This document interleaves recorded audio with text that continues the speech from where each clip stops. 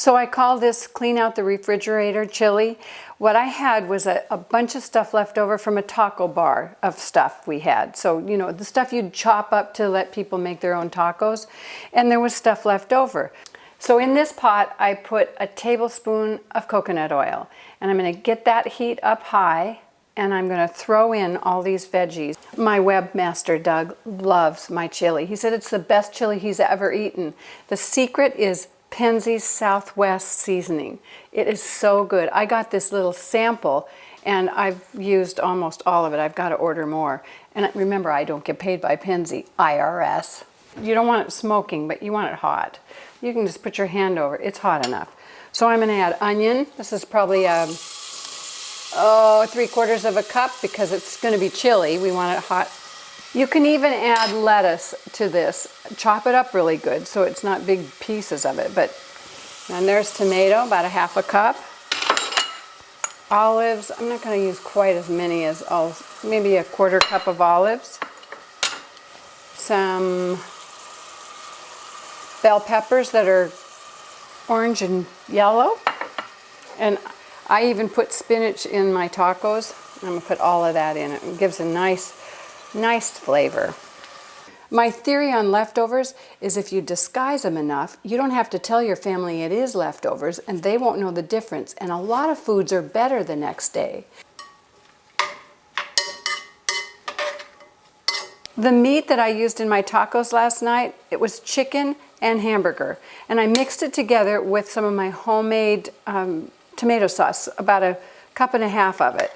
And I showed you how to make that a while ago. You can see that in archives. I'm going to add the meat to the vegetables that are cooking in the coconut oil.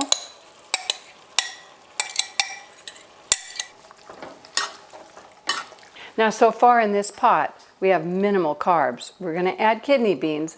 There are carbs in them, but there's also protein and a lot of good stuff. Just don't want to eat too many beans. Okay, next I'm going to add the Penzeys Southwest seasoning, and I'm going to add, I even take this shaker thing off because I need more than what will go through these holes. I'm going to add about 1 tablespoon, and that's going to be the end of my sample. Got to get on the phone on that. Stir that in. Oh, the smell of those spices. Oh my gosh. I'm going to add that to the crock pot.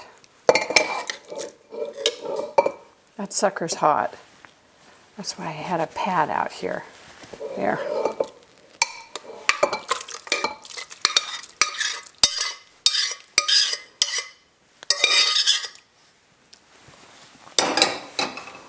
I'm going to add kidney beans that have been soaking overnight